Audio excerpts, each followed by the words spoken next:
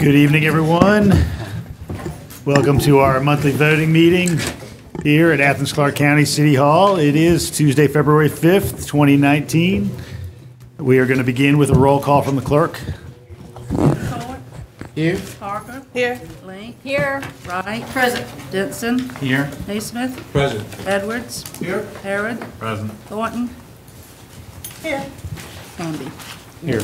All right, given that we have a quorum, I will entertain a motion for approval of minutes of meetings of Tuesday, January 8th and Tuesday, January 15th and Friday, January 18th. So moved. A second. All right, I have a motion for approval of those minutes from Commissioner Naismith, a second from Commissioner Thornton.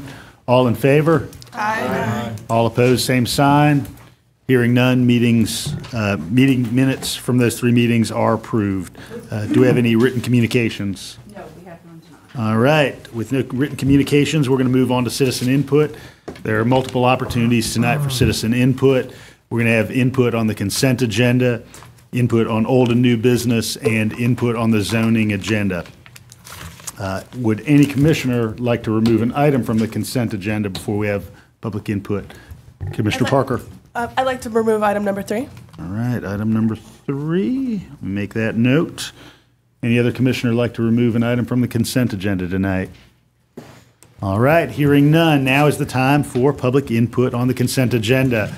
You have 3 minutes to provide your input. Please let us know your name, address, and the item that you're referring to. After about 2.5 minutes, the green light will turn yellow, and then at 3 minutes, the light will turn red, and that is time's up.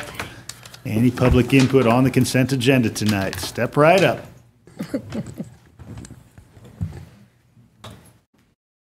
It's these things here, right? Correct, sir. You don't have to call me sir. Maybe my friends just call me Hank. Huh? My name is Paul Prenovitz. I live in Athens, Georgia, 325 Fairway Drive, our Fair City, 30607. In any case, among other things, number 4, approve fire engines purchase. I don't see a number how many fire engines are requested. I don't see a number at what cost for the purchase and delivery of said fire engines. That being said, I used to be a mechanic. It's always far cheaper to fix something than to buy a new one to replace it. And I realize there's curb appeal, and it makes Athens look much better when people from other counties come in and say, hoo-ha, what a beautiful fire engine, what a prosperous city. To me, it's pretty much a colossal waste of money, unless the old fire engines are beyond repair. And I don't know this. I do not know. Again, it's cheaper, in my experience, cheaper to put in a new engine, rebuild the transmission, keep it alive for another $100,000 rather than spend ungodly sums. And I imagine fire trucks, a couple $100,000, $500,000, I don't know. Something beyond my, I mean, I'm sure some of you know. Anyway, and another thing regarding money, I went to a stormwater meeting. They want to bump the stormwater fees because they don't have the money to replace the broken drain pipes underneath the streets here in Athens. Such is life, huh? They didn't plan ahead, I guess. But nonetheless, I asked, they hired a consultant. I said, by the way, so what was that, like $20,000, $30,000? Oh, it was $150,000. Well, to me, that's absolutely outrageous, you know? I mean, I imagine what the information the consultants are giving us is based on information they gather, A, through their own experience, and B, C, D, and E, through the experience via internet of all other counties and cities and states that have undergone the same problem and came up with a solution. Got to be 100 high school kids in the Clarke County schools who'd be happy to go online as an extra credit project to gather the same information. So I blow $150,000 of taxpayer money that could actually help a greater number of people. Eh? So where does all the money go and who's accountable for spending it? So think about it. That's it. Thank you very much. Thank you, Mr. Prenovitz. Any other input on the consent agenda, which are items number 1, 2, and 4 through 9? All right, seeing none, I would entertain a motion for approval of those consent agenda items. So moved. Second. All right, I have a motion from Commissioner Wright, a second from Commissioner Parker. Any discussion? All right. All in favor, say aye. Aye. All opposed, same sign. Hearing none, those consent agenda items are approved. We're going to move on to old and new business now, which are items number 3 and 10, 11, and 12. there any public input on items 3, 10, 11, or 12? Come on down. Good evening. My name is Cassidy Lord. I live at 915 Riverbend Parkway here in Athens, Georgia, 30605. I had a difficult time printing out comments for everybody. I couldn't get it to go through on the website, so I have paper comments for you all.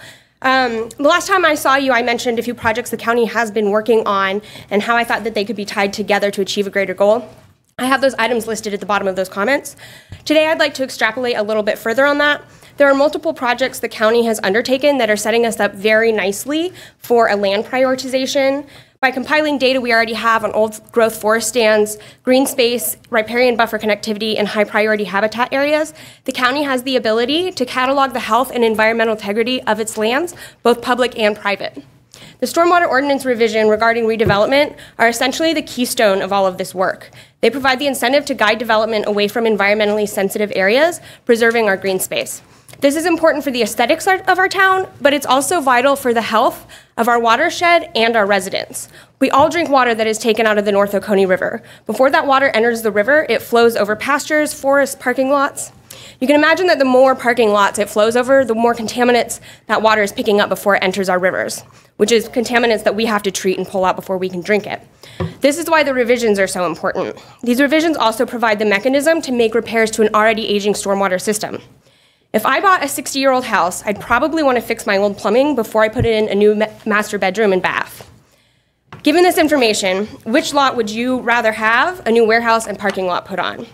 One that already has no pavement or already has pavement and no trees, or one that has nice, healthy forest cover that helps filter some of that water that runs over it from adjacent properties? Shouldn't we be encouraging the reuse and refurbishment of areas like this? I'm going to move over. This is the old Kroger on College, or by the old Kmart by the College Station on Kroger. So this is a good example of areas that are just lying completely empty that are covered in an impervious surface. I would much rather see this built than see our forests that provide us clean water and clean drinking air torn down to just put another parking lot on it. So on behalf of UON and its members, I urge you to adopt a resolution in support of special stormwater standards for the redevelopment priority zones in Athens-Clarke County and adopt a revision to the stormwater management ordinances options 1A and B for agenda item number 11. I appreciate your time. Thank you. Thank you, Mr. Lord. Any other input on old and new business this evening? All right, seeing none, we're going to kick off conversation with item number 3, which was removed from the consent agenda by Commissioner Parker. Thank you, Mayor Gertz. I have brought attention to grant applications like these before and have taken this one off the agenda for similar reasons, particularly given the lack of oversight or insight into the processes by which this grant was conceived, the substance of the grant, and the timeline. It indicates in the history that the application was submitted last fall, and here we are approving it today. And I see this kind of come up again and again, and I know it's standard procedure, but I really feel like it's time for us to take action to have some sort of committee that is coordinating with the police department and sheriff's department to gain oversight and insight into these processes. So we know that when these grants come down, when we have these monies, we're using them in ways that truly make our communities feel safe. In this particular instance, we've seen here in Athens that drug law enforcement has disproportionately affected communities of color. We've seen that black men are 5 times as likely to be arrested for cannabis possession as white men, despite the fact that the use is similar in both communities. And we've seen that communities around the country are moving towards regarding drug addiction as a health issue, not a criminal issue, and drug distribution as a symptom of economic depression that communities are failing to address. Now, I'm not trying to say that that's the case with this program that has been ongoing, but we just don't know because we haven't talked about it as a body. And so I would like to see a body in place that is having those conversations with our police department. So that being said, I would like to move to approve items A through D on the condition that we take action within the next month to finally establish a criminal justice coordinating committee. I've got a motion from Commissioner Parker, a second from Commissioner Link. I'd just like to ask Manager Williams to talk a little bit about the calendar under which these grant opportunities come through and the way in which we respond to them. I think Commissioner Parker has sort of rightly noted that there's sometimes disjuncture between the federal cycle and simply the way that we operate locally. Could you talk a little bit about that? Sure. So, and Bill, you may have some knowledge of this. I don't know in the attorney's office, but I was told by staff that, it came out in late October. There were some issues where we didn't know if we were in compliance with some of the federal guidelines on immigration. And so there was a back and forth to the attorneys. We missed the November meeting. It finally got established that we were indeed eligible. And then at that point, we had 40-something agenda items, and it was already late in the cycle. And of course, there wasn't anything really taken up at the January meeting, so here we are. So. Thank you. But I hear your concern about not knowing about them until after the fact, and we will try to do our best not to do that.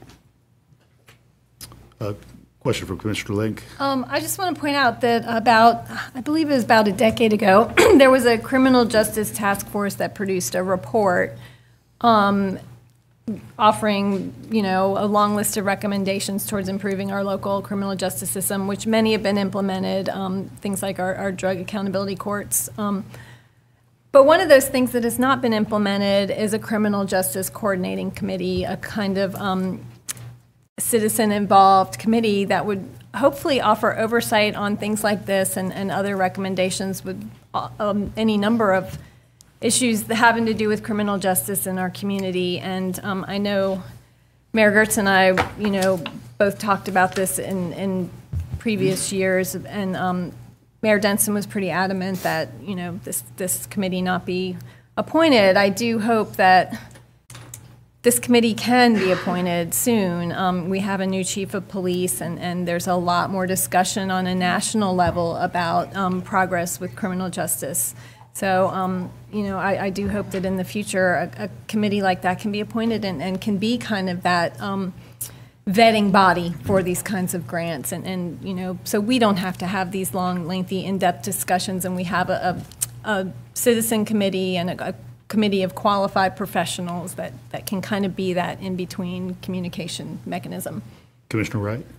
Yeah, I want to agree with the content of the added comment to go with this agenda item, but the timeline on it, I think, would be more applicable for us to have with a new chief coming on board, maybe instead of us having something put together in a month that would be committee-based, that something more along the lines of 6 months for us to get a work session on this and let the chief get involved and let us understand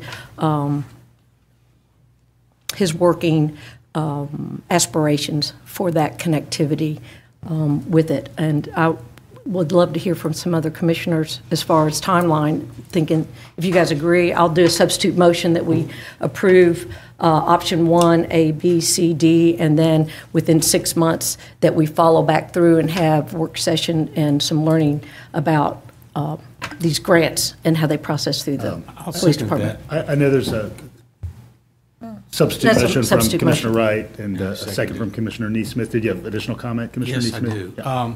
I think it's a noble and needed thing to do. What I'm concerned about is what are the parameters of it? What's the organization of it? What is its mission? What are its goals? What are its processes? Those things have to be worked out before we can say we have a committee. I think what we can do, I think what we're doing here with Commissioner Wright's motion is establishing the intent and establishing a direction and establishing a process to create this committee, and I think that's the right procedure. So I see Commissioner Wright's motion as in support of what you want, with just a little more careful, more deliberate approach and more effective result.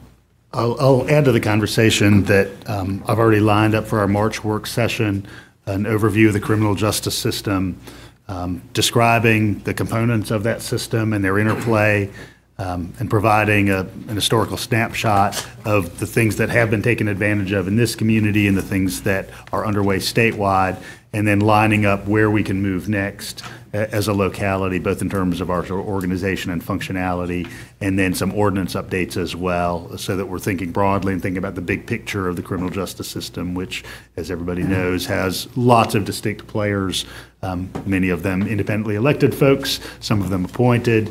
And if we do this work successfully, I think we're going to yield great dividends, but it is work that has to be done together. So anticipate that at your March work session. I think at that work session, TJ Bement, who some of you may have met, who's a state court administrator, as well as some of the local judiciary, are going to be speaking with us. And as noted, of course, we have a new police chief just this week. So, Commissioner Denson. Yeah, I got a couple of questions for staff and then a comment myself. I was looking over the actual application for this grant, the Edward Byrne grant, and so we already actually applied for this, correct? The application's already been submitted. That's right. So item number 1 on what we're actually voting on is not actually correct. I mean, it's already been submitted, so approving the submission of something that's already been submitted seems past the point there. And I do have problem with that because it seems to kind of undermine our authority as a commission of what we're supposed to be doing here. If we're supposed to be voting on this, yet it's already happened, that's concerning. And then I was reading over some documents on the actual grant itself, and the required attachments for an application says it requires an MOU that's been signed by the mayor or the Board of Commissioners chair. Do we know that an MOU was signed by the mayor and submitted to this without the commission knowing? We can go back and look. There is an MOU between the various departments that participate in this. Okay. I haven't seen it, but I believe it exists. Okay. It just concerns me that we have a part of this body confirming something and putting the process through before that actual process has been formalized and actually approved by this body. So that concerns me there. Well, I don't know if that's true or not. Okay, okay. And I guess to help with that a little bit, maybe in the future, that maybe whenever we have these kind of grants here, part of the agenda item that's given to us, maybe we could have the application as an attachment at the end of the item? Sure. Like we do with a lot of the planning stuff and everything? Sure. Okay, thank you. Commissioner Hamby. Yeah, I just want to emphasize too, I like your plan of approach for the criminal justice information. Manager Williams, can you, for the public, tell us what this grant helps us do here in the community? It's a grant we've applied for many times and received many times, and it does help us with a lot of things. So if you can explain that would be helpful. So this is the Northeast Georgia Regional Drug Task Force. And 6 of the 9 officers that participate in this are Athens-Clarke County Police Department officers, and 4 of the 6 officers are partially funded with this grant. The priority of the task force is to put resources towards investigations which target the legal use and distribution of drugs. You know, drug use, drug criminal activity doesn't know county boundaries, and so you have stuff going on in surrounding areas. And so the parties that are cooperating and sharing information are the Clarke County, our police department, the sheriff's office, and the Oglethorpe County Sheriff's Office. They all, collaborate. This group will go into Oglethorpe County to take care of perhaps some supply issues that are coming into Athens-Clarke County. And Oglethorpe County, I can't speak for them, but my sense is that they really appreciate, they don't have the resources to do the investigations that our police do, and so they benefit from that as well. So it helps to offset the cost of some salaries, and it's about drug investigation. Any other questions or thoughts? We have a substitute, Commissioner Parker. Oh, I just wanted to say that I'm amenable to the substitute motion. I think that my seeming haste in wanting to get this done is that it is very long overdue, as Commissioner Link brought up. We've been talking about it since 2008, but I do agree that given some time to let the new chief adapt to being in Athens, figuring out working style, as well as developing relationships with the people who will ultimately serve on this committee is really important. So I appreciate Commissioner E. Smith and Commissioner Wright for helping me out in that regard. right, so there's a motion and a second on the floor. All in favor? Aye. All opposed, same sign. Hearing none, the item is approved. And we're going to move on to item number 10, the Clayton Street Infrastructure and Transportation Improvement Project, long gestating. See interest in comment from Commissioner Link. Yeah, this definitely is long gestating, and this is a second iteration of it. And I think it's starting to go much more smoothly, and I appreciate staff being very communicative with downtown business and property owners. And there have been public input sessions on this, and I believe we are going to hear more when it comes to the art aspect of it and details of street furnishings and things like that. So with that, I'd like to move that we adopt this. I'll second. I've got a motion from Commissioner Link and a second from Commissioner Hamby. Any other conversation? Commissioner Parker? I just have a quick question.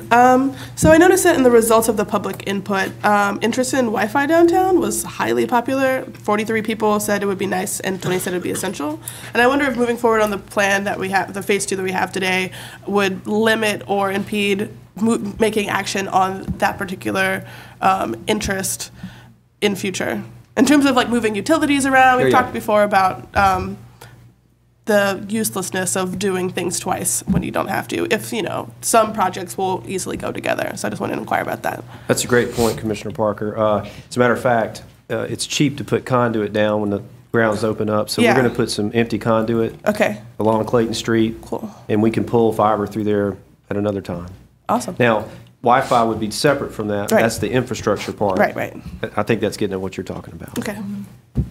Good to know. Commissioner Link? Yeah, I know at one point we talked about electrical access on the light poles to enable access during festivals and food trucks and things like that. That's not part of this streetscaping, really. That detail isn't included, but is that part of the conversation, is having access to those utilities so we can utilize our downtown better for these big events, not a big generators spewing fumes into the air?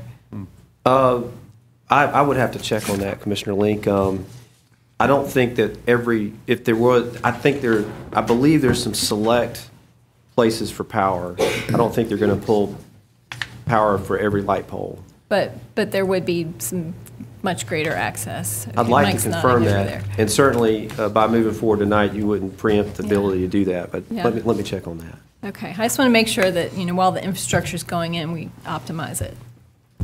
Commissioner Neesmith? Yeah, I want to reinforce that.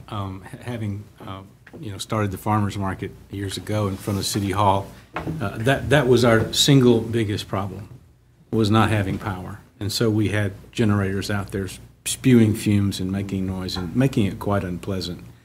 Plus, it's expensive to the vendors to have to do that. And it's not environmentally sound. So I really do want us to give some focus on that. You know, we got power to the poles already. You know, we're talking about adding an outlet, 110-volt outlet. So let's take a good close look at that, and don't forget the water, because we're part of the sales to us about this design was that the sidewalks could be washed for the first time because the water goes into a garden instead of into the stormwater. So unless we have a way to wash it, then that's just that's false. So I hope we'll focus on those two things as we go along with this project. Okay. All right. Power not just to the people, but to the light posts. There is a motion and a second on the floor. All in favor? Aye. All opposed, same sign. We are moving on to item number 11, revisions to the Stormwater Management Ordinance. Anyone like to kick off discussion? Stormwater Fan 101, Jerry Neesmith. After the witnessing from you on, I don't know if I should say anything because it was brilliant. It really covered all the points I wanted to make about how important this legislation is in terms of the environment, in terms of stormwater mitigation, and in terms of economic development. This addresses all of those. It allows us, it encourages the developers, the store owners, the property owners to expand and improve their business on site, because it doesn't penalize them by having to put in new stormwater facilities as much as it would with the way the law exists now.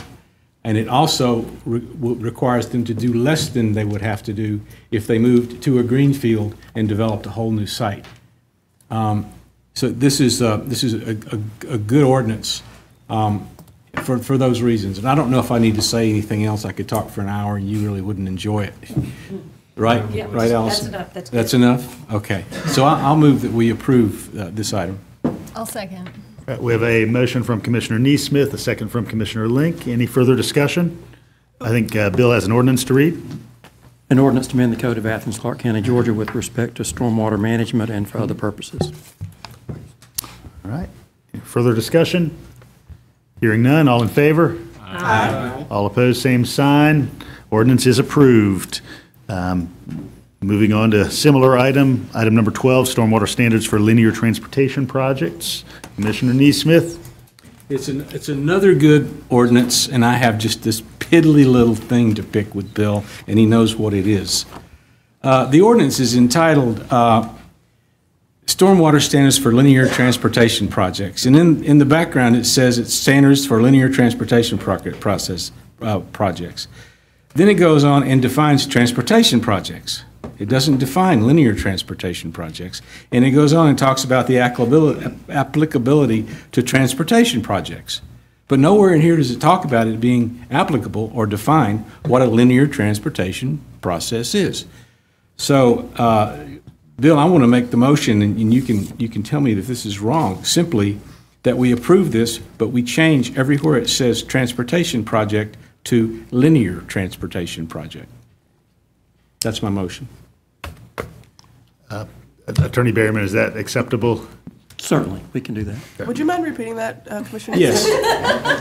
It says, it talks about, this is policy for linear transportation prices, which means it's for trails and sidewalks and stuff like that.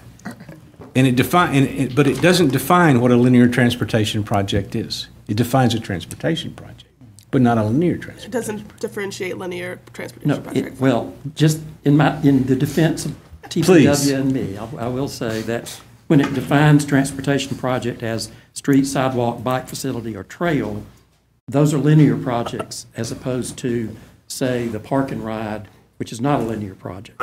So the internal definition is a linear transportation project, but in the interest of clarity. For the sake of clarity, on the public's behalf and developers' behalf and staff's behalf, that's what I'm proposing, is that we add the word linear everywhere it says transportation project, because that's what it's about, linear transportation project. A motion from Commissioner Neesmith. You second that? You second it? Is there a second?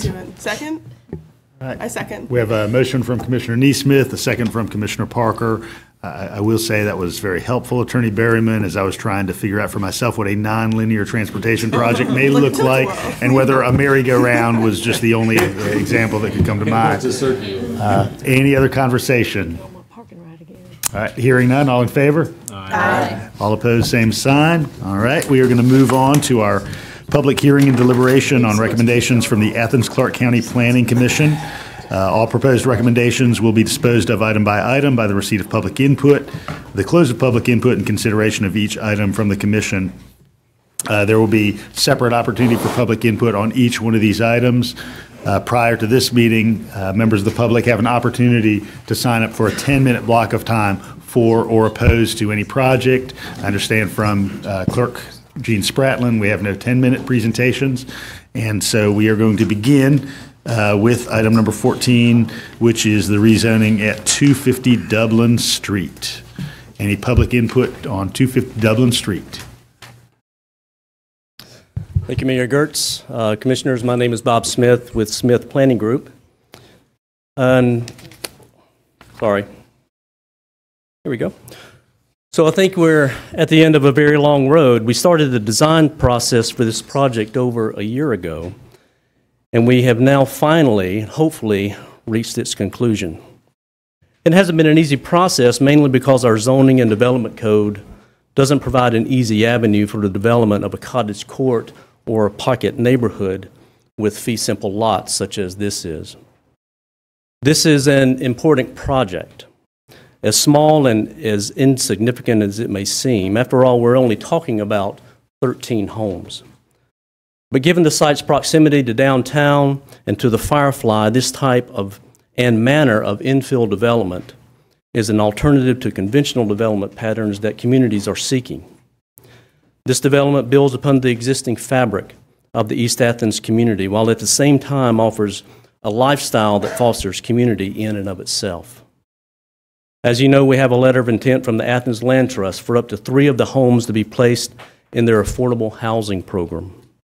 I am personally very excited about this, as it's a voluntary test case for inclusionary zoning with the tools we have available.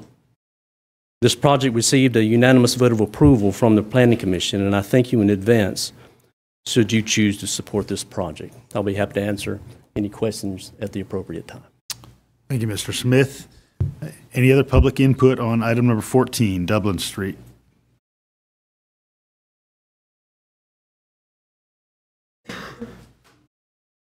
Hey, I'm Cooper Holmes. I live at 1682 East Broad Street, and I am just voicing my objection to this development project. And I've had problems with it since its inception. I feel like it's too many houses for such a small area. It feels very exploitive of what's already happening in the area without any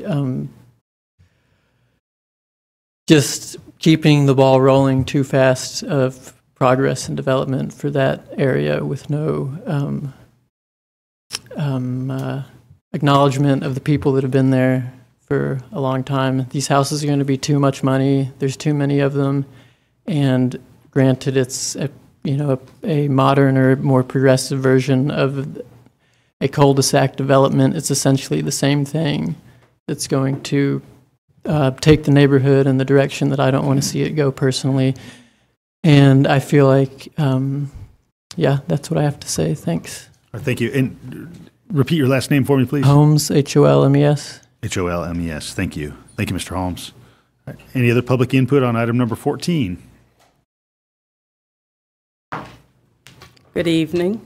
Good to be with you. I am Diane Dunstan, and I actually reside at 1120 Victoria Crossing in Watkinsville.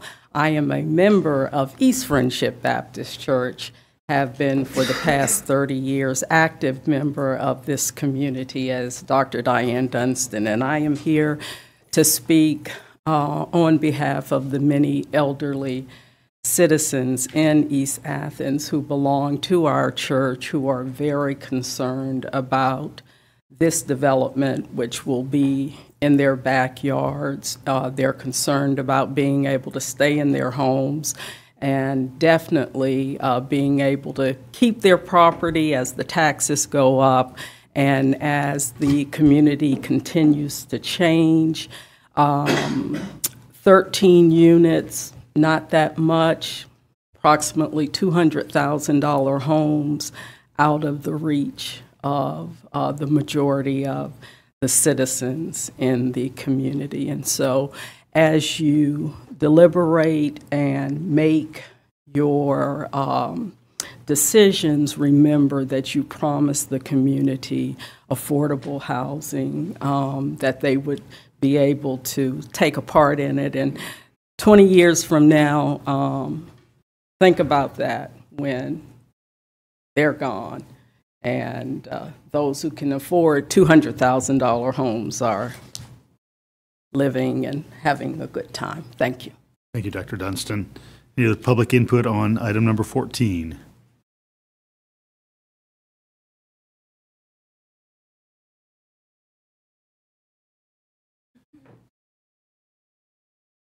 Hello. If I come up here once, can I come up here again? Mm-hmm. Okay. For another item. Yes, ma'am. Okay. I just want to clarify something. It's my understanding that if land is given to the land trust or to a community land trust, that like land does not, I guess like the price of like taxes don't go up. Like it was my understanding that they stay at a fixed rate, like the land stays at a fixed rate, and it's actually like to help folks like afford to live in certain areas. So just just because that's knowledge that I can bring, but I'm wrong, sorry, I'm wrong, but yeah, it's just my understanding that with a land trust, the land stays at a fixed rate, so that as other properties may go up around that land, that land would not. So just something to consider as you all are making this decision, and not to at all delegitimize what folks before me have said, but just to add that as something to take into consideration with what they're saying. They've been in the community for a long time, and that should be first and foremost in some regards, but yeah, we should make an effort to make sure that all the information is valid and being spoken in truthfully. So just wanted to clarify that. Let me get your name again for the record, ma'am. Oh yeah, Stephanie Flores. Thank you, Ms. Flores.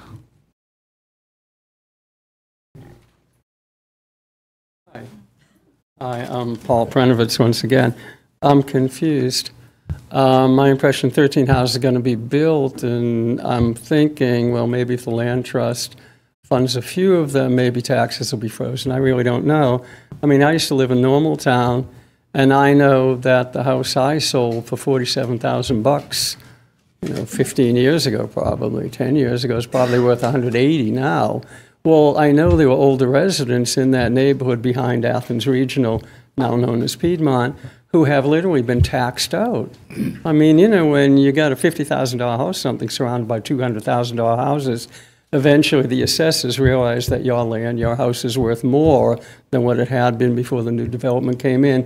Taxes go up accordingly, and unfortunately, there are people who cannot afford to pay twice or three times what they had been paying.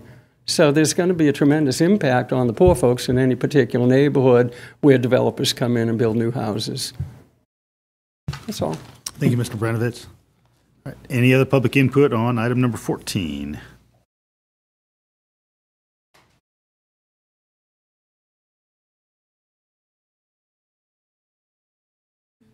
Hello, my name is T.S. Woodward. I live at 1596 East Broad Street. And I would just like to sort of reiterate what the objections have said in terms of these houses being a bit too much too soon in terms of pricing, and given the makeup of the neighborhood. And I've lived there for about almost 2 years now, and been in Athens since 2009, and have worked at the university for that time. And I feel it was a miracle to be able to buy my house at $120,000. So it's hard for me to imagine that other people, living and working in Athens, having lived there their whole lives, seems like $200,000 would be out of reach. And so I think that's something to consider. And in my time on the street, I've joined the Chicopee Dudley Neighborhood Association Board, been to a few meetings, and something I hear over and over again is just that people in that community feel left out of the discussion, and don't necessarily feel welcome here, or don't necessarily feel that they're well informed about these kinds of things happening. And I just think it's up to us to really reach out and try to get more input from the people who live there. Thanks. Thank you, Mr. Woodward. All right, last call for any additional public input on item number 14. All right, seeing none, this is in Commissioner Parker's district, so we're going to begin with her commentary. Thank you, Mayor Gertz. So I live over on Flint Street, and right down the street from me, one day some of my neighbors woke up, and what they perceived as their backyard was suddenly gone. And they found out that there was going to be 9 $400,000 houses built in the land that they, cherished as the forest in the back of their home. And I bring this up because we don't have to go through the kinds of public input processes that Bob Smith has done on behalf of the landowners here. And we don't have to try to ensure people that housing is as affordable as possible given current construction costs. But I think that right here, right now, we have a very rare opportunity to seize, because these processes have actually been faithfully gone through, and we have a chance to make housing as affordable as we can, and in a scale and density that is fitting a neighborhood, which is a rare opportunity, in my opinion. We do really need economically integrated housing in Athens. Athens remains to be segregated to this day, I feel, and you can see that when you walk around a lot of parts of District 2. And I think that when we welcome new people into the neighborhood, we can create a stronger culture of diversity and cross-cultural understanding that we definitely strongly need here.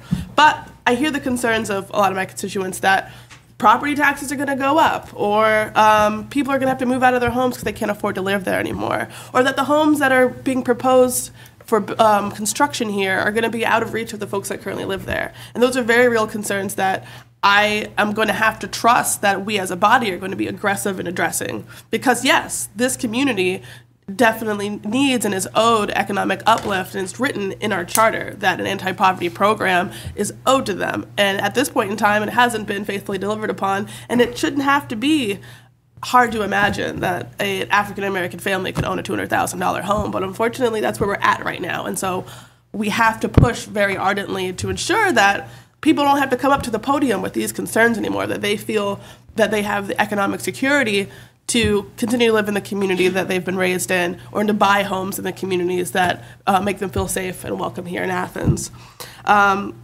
I hear people's concerns about staying in their homes. I know that right now it may not seem like these houses are affordable, but given the housing market in Athens, it's very rare to find homes that are under $200,000. These homes are about the size and is densely packed together as the homes in the rest of the neighborhood surrounding it, according to presentations I've seen at the Planning Commission meetings and the East Friendship Baptist Church on multiple occasions.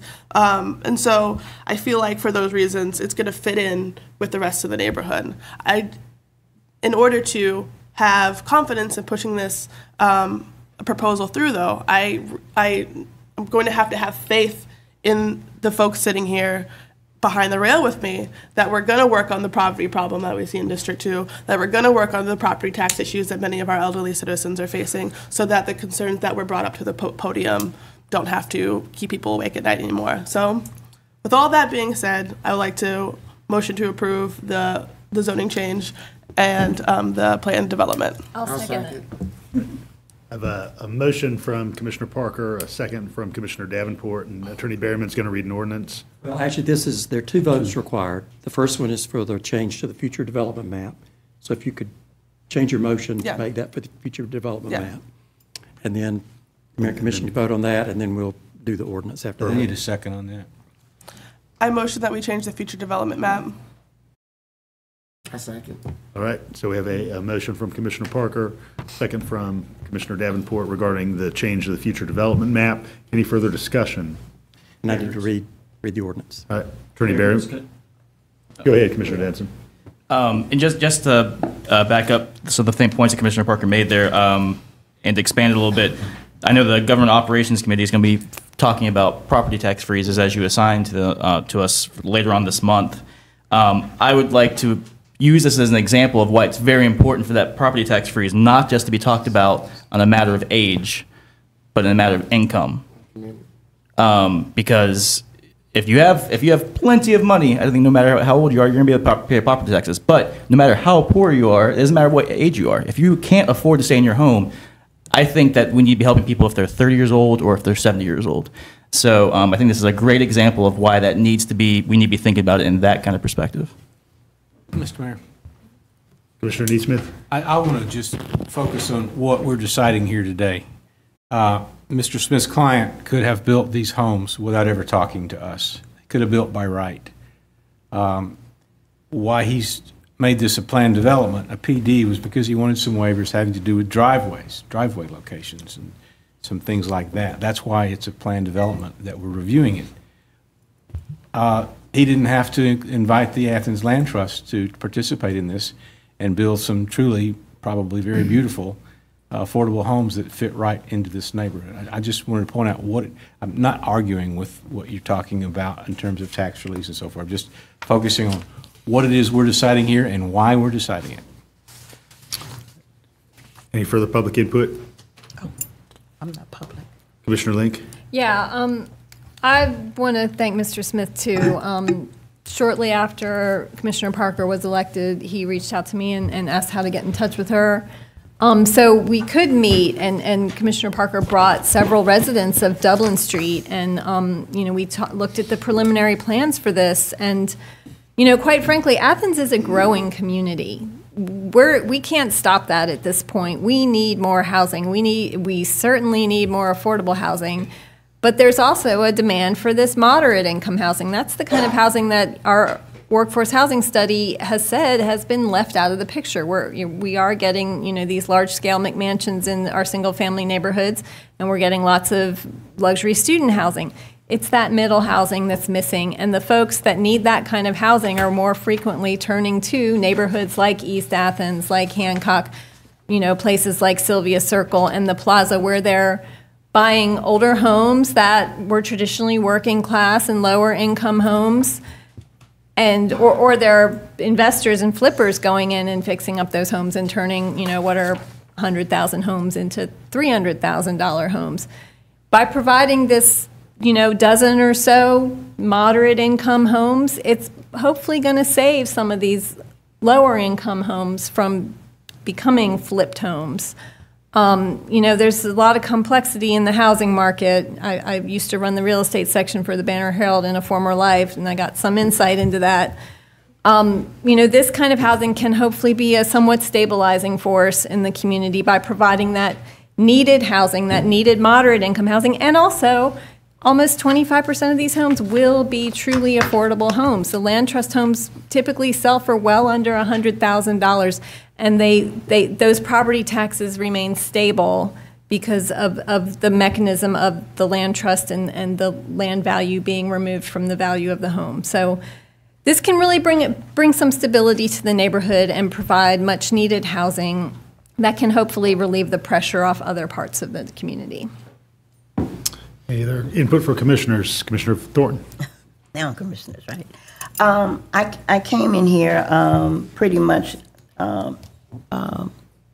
confident about the direction we're going in, and I still am there. I think, though, driving on District 2, it has totally changed since I have been in Athens, and it's not because of what this development or proposal is about. It has changed dramatically, and people have been pushed out, moved out. I hope that what Tim is saying, I don't know if we're putting the cart before the carrot, whatever that saying is, but we've got to look at our property taxes and the impact that we're putting on poor and low-income families. You just can't have the kind of quality of life if people are being moved out because of taxes and families are leaving houses vacant. And I'm going to support this because of one young lady who lived in Rock Springs said to me at a meeting at HCD, poor people want nice things too. And I think that has stayed with me. But we've got to make it not a barrier, but we've got to make it that $250,000 homes is available to everybody, everybody. And that means we need some jobs that pay livable wages. We need our residents to know they're going to have good health care. We need to be building up communities. As far as I'm concerned, District 2 right now doesn't look like the District 2 I remembered in 1982. So something is going on, but we've got to encourage people to raise the standards and not push back. And I do appreciate what Jerry said about having community input.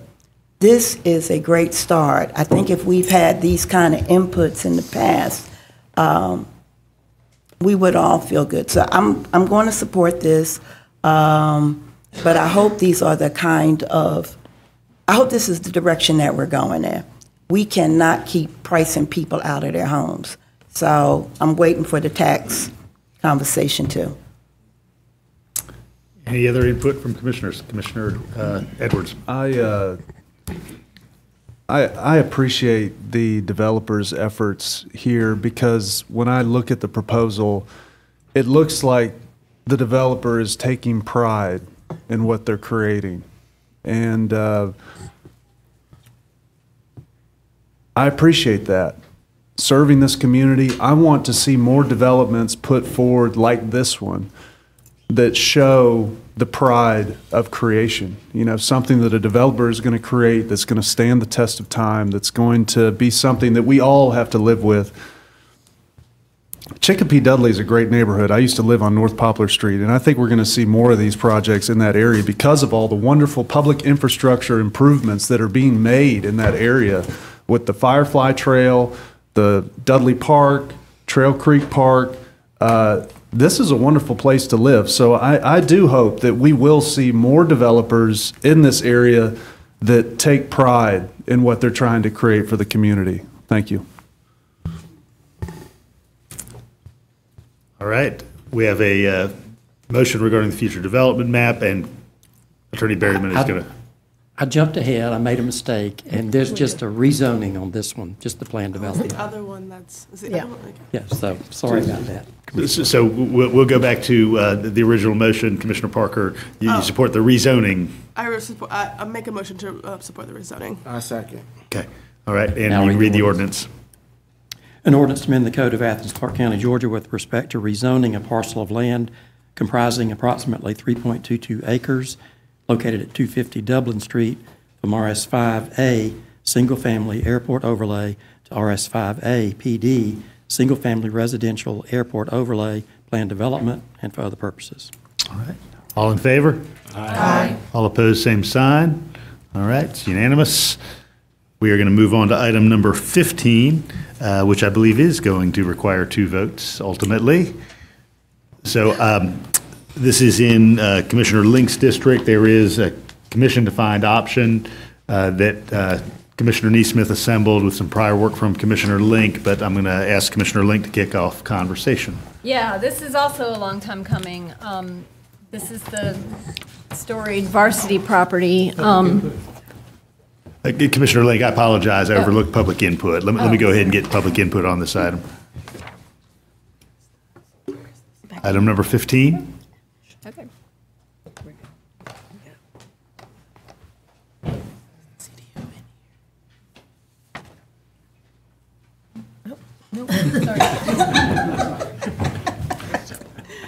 So the opposite of public input. Okay. I mean, All right. she's giving her Again, any public input on item number 15? All right, the spirit moves no one in the room, so we're going to move on to Commissioner Link. I apologize. All right, this is the Varsity property that's gotten quite a bit of attention over the past couple of years. The property has, for the most part, an entire square block has been acquired by a single entity. And the majority of the property is zoned commercial general, which allows for some pretty intense development, 60 stories, 60 feet in height, and some pretty wide array of commercial uses with very minimal setbacks. And there's some residential property, has had very historic residential home directly across a very narrow street from some existing single-family homes in a historic neighborhood that is on the National Register. So there's been quite a bit of negotiation on how to assure that this property develops in a way that has the least impact on the surrounding neighborhood and is most appropriate for that very visible corner of our community. We've got Millage Avenue and West Broad Street. It's a real kind of epicenter of this neighborhood. And I'd like to thank Commissioner Neesmith and Mayor Gertz. and Commissioner Wright, in working with me and our planning director, Mr. Griffin, and the property owners and their representatives, in working to come up with this plan, we've set some new design standards on the property that'll limit the height and the setbacks, particularly on the residential stretch of Reese Street, and also on Millage Avenue. If people will notice that there's a hotel, a 6-story hotel right up on the sidewalk on Millage Avenue, right across the street there. That's not going to happen here. We've allowed for some lower height standards and some more setbacks. So I think what we're getting out of this is the best case scenario. The Planning Commission recommended some additional design standards that were outside the initial agreement with the developer. I kind of agree with some of them, but because they were outside that agreement, we're going to stick to what we came up with Commissioner Neesmith's commission-defined option. We're putting a 150-foot stipulation on the commercial general design standards to be able to proceed 150 feet down Chase Street from West Broad. So with that, I'll turn it over to Commissioner Neesmith if you have anything to add. Yeah, I do. Thank you. And thanks for everybody for the hard work on this. I do want to say that to the Planning Commission, I want to say your ideas were good. And if we didn't have an already memorandum of understanding, if you will, with the property owners, we would probably have supported it. But if we didn't have owners, we never would have submitted this plan anyway. So that's why we're kind of overruling or compromising on what the Planning Commission recommended. We're just cutting it down to 150 feet on Reese Street instead of the whole street being what the Planning Commission wanted. You mean Chase Street? I mean Chase Street, I'm sorry. Just Chase Street. Reese Street stays. We got that one figured out. So that's all I have to say. I'll move that we accept this commission-defined option. And I'll second.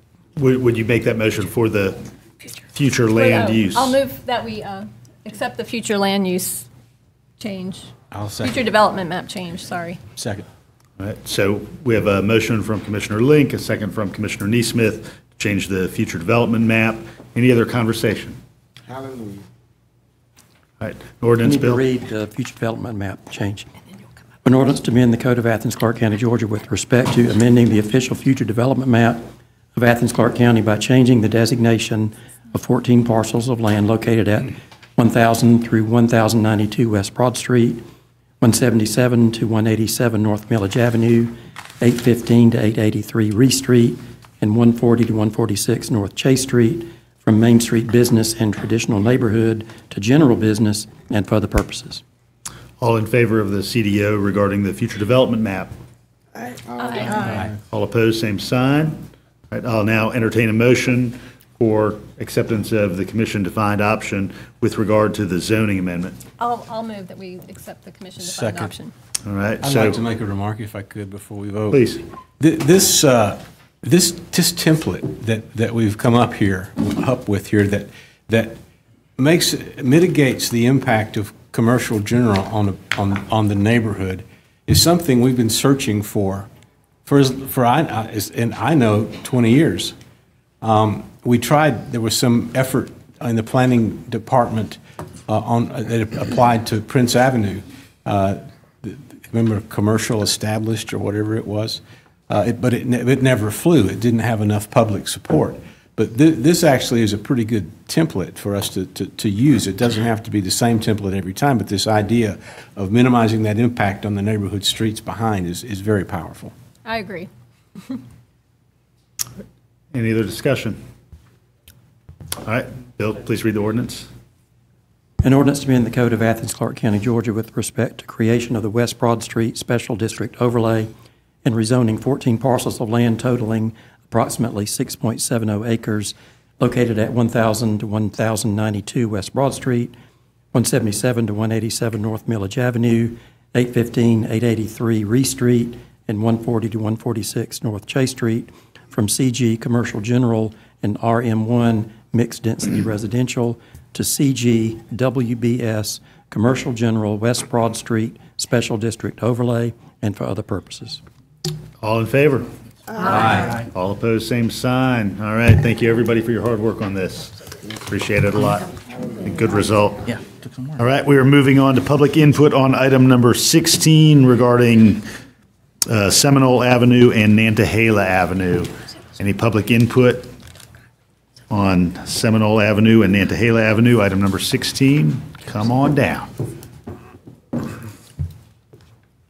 All right, seeing none, I believe Commissioner Link, this is also in your district. Yes, it is. This is a funky, cool little project that involves the rehabilitation of a railroad switch house for a small commercial use and the building of a new home in the historic Boulevard neighborhood at the dead end of Seminole Avenue. That home will have to go before the Historic Preservation Commission for design review. But other than that, I think this is a very appropriate little project, and it's really cool to see that funky little building get saved and utilized. So I'll move that we accept this. A second. All right, motion for the funky little building, a second from Commissioner Parker. From the funky girl. Any other input from commissioners? All right, an ordinance from Attorney Berryman. An ordinance to amend the Code of Athens-Clarke County, Georgia, excuse me, with respect to rezoning 3 parcels of land, approximately 0.659 acres, located at 0 Seminole Avenue, 298 Seminole Avenue, and part of 190 Nantahala Avenue from EI, Employment Industrial, and RS8, Single Family Residential, to EO, RS8, PD, Employment Office, Single Family Residential, Plan Development, and for other purposes. All right, we have a motion from Commissioner Link, a second from Commissioner Parker. All in favor? Aye. All opposed, same sign. Perfect. We are moving on down the line. All right, now it's time for public input on item number 17 regarding 2.547 acres on 137 Berlin Street. Thank you, Mary Gertz. Commissioners, my name is Bob Smith with Smith Planning Group, and I'm here tonight representing the owner who's sitting behind me, Miss Betty Ann Barnett. This is a challenging parcel, primarily due to topography, use requirements in the CN zone, and the intent of the future land use plan, and the presence of a power line easement. The existing uses on the site are composed of a single-family house and several structures that make up an automobile repair shop and a welding shop. The current structures have reached their lifespan without significant investment being allocated, and if there's a change of use proposed, the site must be brought into compliance with the code, which brings us here this evening. Regarding topography, looking at the parcel from North Avenue, there is a 12-foot high vertical slope from the sidewalk at the intersection of North Avenue and Strickland Avenue, and a 17-foot high vertical slope at Berlin Street. There also happens to be a power line easement across the entire frontage of North Avenue, further restricting development adjacent to the sidewalk along North Avenue. At the intersection of North Avenue and Strickland, the easement is as wide as 51 feet from the right-of-way. This all but makes the intent of the CN zoning classification or district impossible to accomplish. Any commercial uses should relate to the public realm along North Avenue, Berlin, and Strickland, but in this case is simply not achievable. While we are certainly supportive of neighborhood-scale commercial uses in this area, this particular site, developed to CN standards, just doesn't work due to site constraints. A much better location is to the north, on the northeast side of the intersection of North Avenue and Strickland, where the topography is flat and inherently relates to the intersection. The proposed RM2 zone would allow infill housing without the requirement of ground floor commercial. This will in turn provide the rooftops necessary for a vibrant neighborhood commercial to work in a more suitable adjacent site. In addition, this site is already within walking distance to governmental, institutional, civic, and religious uses, making it an exceptional site to provide infill housing on a transit line and in close proximity to town. The request received a unanimous vote of approval from the Planning Commission, and I humbly ask for your approval tonight. I'll be happy to answer any questions. Thank you, Mr. Smith. Any other public input on item number 17, 137 Berlin Street? Come on down.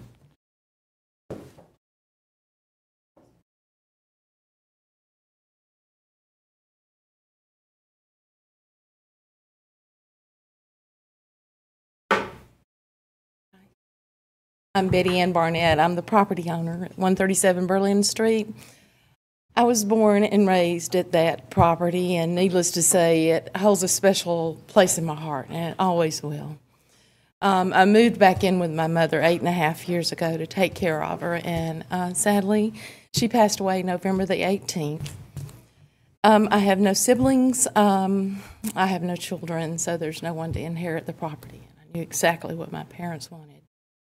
The entire hill is in need of lots of repairs, and there's a time and a place for everything, and it's time now to sell it. I had it listed twice, and the only interest that I had in the property was for a multifamily dwelling, and I'm just here to say it's time now to sell as much as I'd like to keep it. That's it. Thank you, Ms. Barnett. Appreciate you coming down. Any other public input on item number 17? All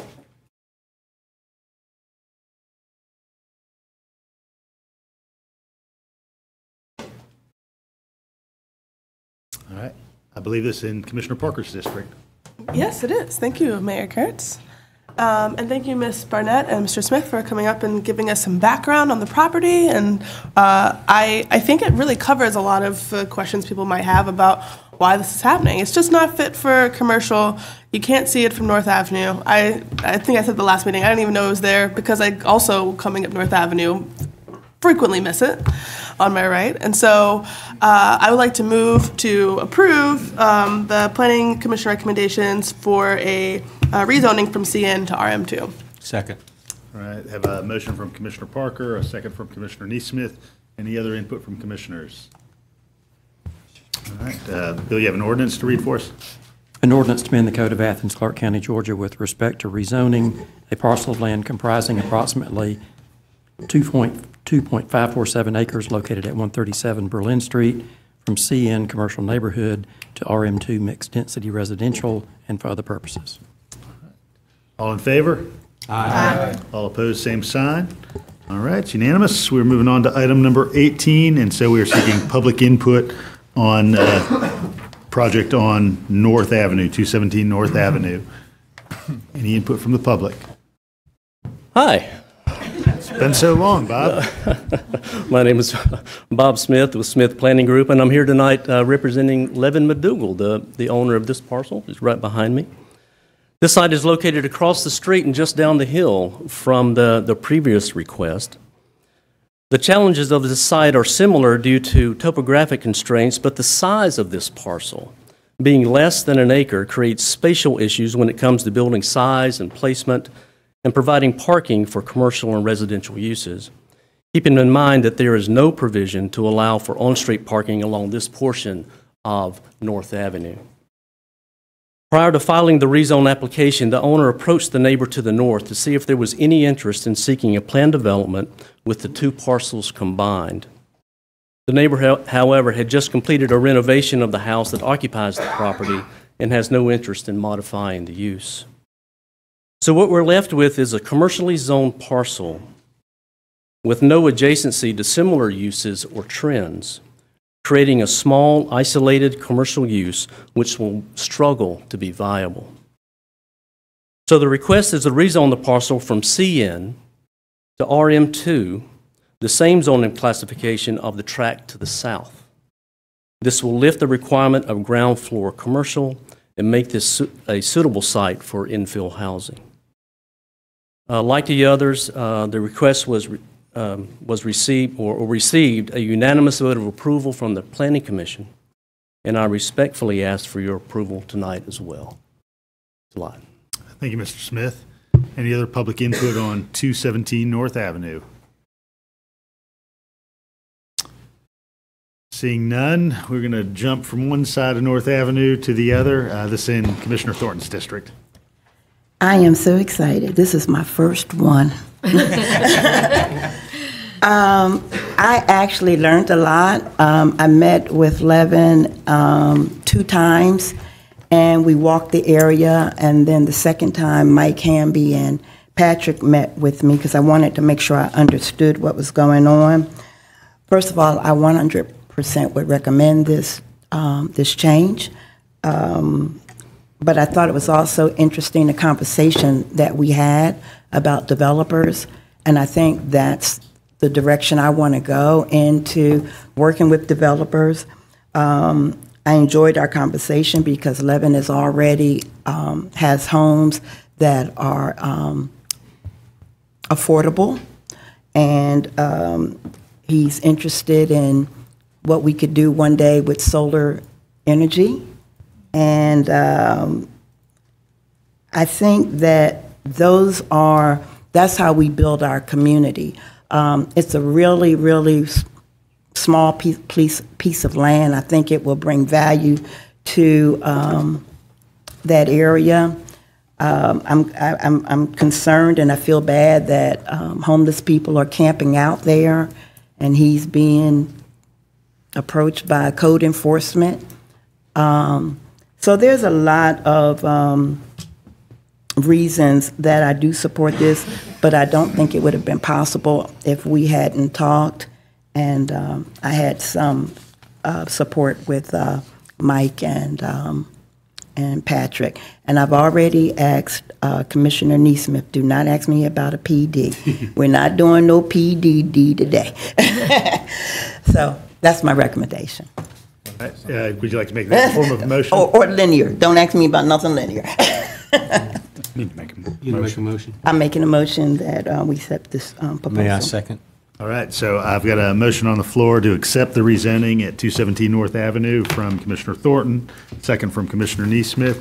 Any other conversation from commissioners about this item? All right, all in favor? Aye. Oh, there's an ordinance to read. I apologize. An ordinance to amend the code of Athens-Clarke County, Georgia with respect to rezoning a parcel of land comprising approximately 0.97 acres located at 217 North Avenue from CN Commercial Neighborhood to RM2 Mixed Density Residential and for other purposes. All right. Again, all in favor? Aye. All opposed, same sign. All right, hearing none, this is approved. All right, now is that exciting time for general citizen input. If you wish to address the mayor and commission on any item other than those listed on the agenda, please move to the podium, state your name and address. You will have 3 minutes as normal, and Clerk Spratlin will keep the light. I'm Paula Loniak, and I live in Oglethorpe County, not by choice, but because I can't live in Athens-Clarke County because I live in a tiny house, and they're not allowed in Athens-Clarke County yet. I've been attending all sorts of Athens-Clarke County meetings for over 3 years now. My agenda has been and continues to be to create affordable housing in Athens for the workforce, the residents who live here for longer than 4 years, and are the people who make Athens what it is, a diverse, charming, funky place to live. When I moved here in 1992, I loved the feeling of Athens and decided to remain here after earning my veterinary degree in 1996. But things have changed a lot since then, especially the scarcity of affordable housing. One option for creating affordable housing is to create tiny house communities, with some zoning changes being necessary to do so. The zoning changes seem to happen all the time. They just happened all night tonight. Often for the ability of developers to build individual single-family home developments where the houses cost $350,000 or much more, out of the reach for most citizens. I'm not going to repeat everything I've said in the past. This is what I've collected over 3 years of meetings. I'm just going to remind you of some of the highlights. Athens-Clarke County paid tens of thousands of dollars, I think in 2015, to have an unbiased workforce housing study done. The results revealed in 2016 stated that more affordable housing for the workforce was clearly needed. The Comprehensive Plan 2018 showed that more affordable housing is a goal for Athens over the next 10 years. However, the Comprehensive Plan 1998 and 2008 also listed more affordable housing as a goal. So it's been a goal for over 20 years, but I don't see anything substantial being done about it. Obviously, there are many other issues or goals that are also necessary to address, such as healthcare, education, et cetera. But while looking through my copious notes taken at all the meetings I've attended, I can't help but think, are flowers planted in the median at Lexington Road or other main gateways more important than providing housing for the citizens who need a place to live? Looking through my notes on the workforce housing study and the comprehensive plan, it's clear that the scarcity of affordable housing keeps getting mentioned as a goal, but then nothing happens. I found in my notes a housing subcommittee's vision for Athens, a unique, livable, and diverse community which will foster neighborhoods and housing opportunities that will support and preserve diversity while providing an adequate supply of quality housing that addresses the continuum of housing needs, promotes healthy, safe, affordable, and sustainable housing that accommodates a growing and changing population while enhancing our quality of life and preserving the environment. I've got a lot more to say, but I'm running out of time. We will encourage developments that provide a mix of shopping, housing, and jobs where appropriate. Mixed income housing needs to be incentivized. We will preserve our diverse population by protecting long-term residents from the adverse effects of gentrification, which I think came up. Thank you. Thank you, Ms. Loniak. Hello, my name is April Brown. I reside at 150 Sussex Drive. I am the chairwoman of the Libertarian Party here in Athens, and I am here to express my disappointment to the handling of the recent demolition moratorium.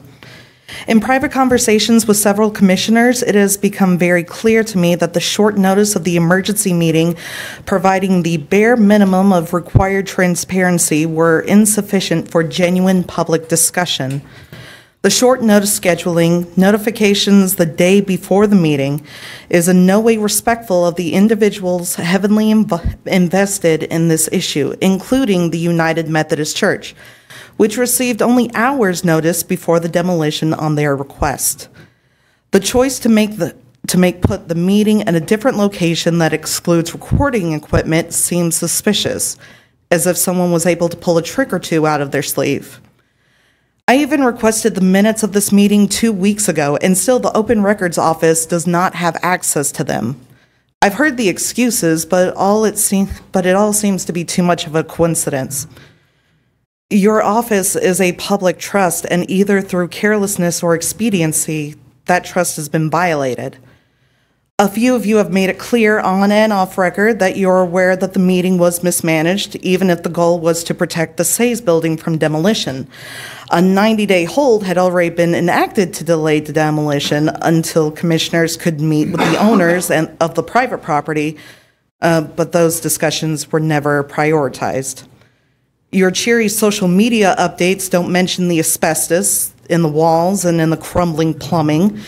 You don't mention any plans to reimburse the property holders for the land you've just made worthless. You haven't championed efforts to cover the enormous cost it would take to bring the building up to code.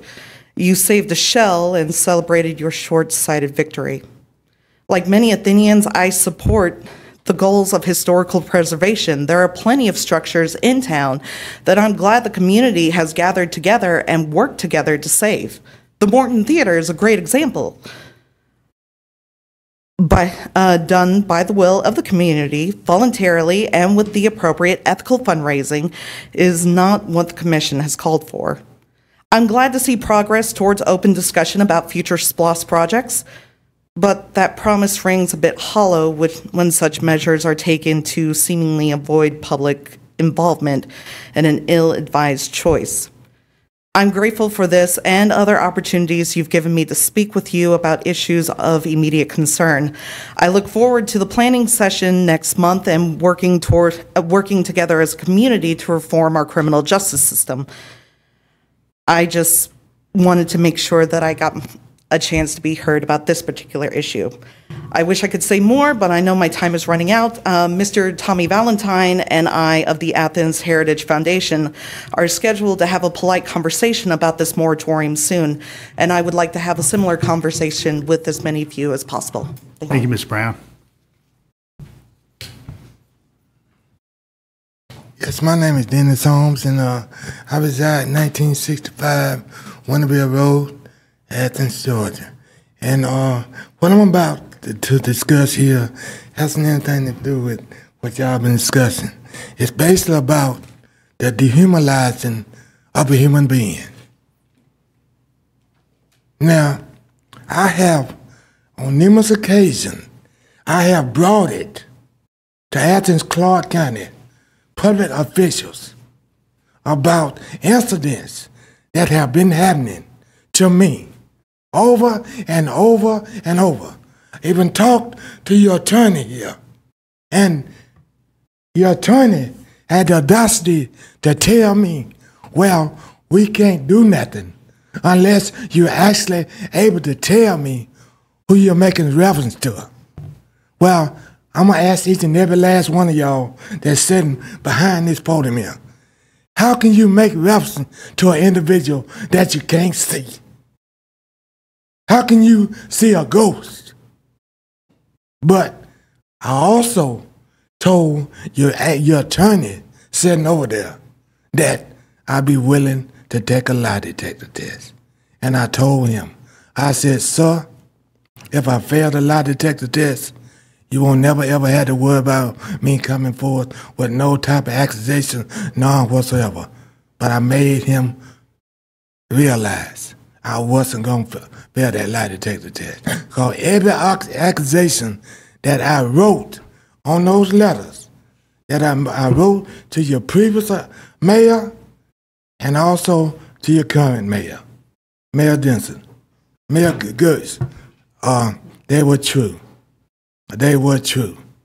Hey, and you know, this been an ongoing process for about 18 or 19 years. Hey, 18 or 19 years. I'm 57 years old, soon to be 58 years old.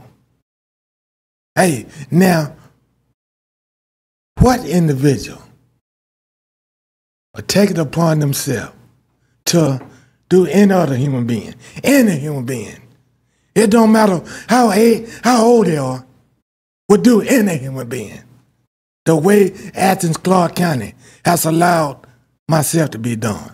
And then, hey, at first, hey, I'm not going to stand here and try to take up a whole lot of y'all time, but I figured like I had to come down here today and address this issue because, hey, it's time that it did get addressed.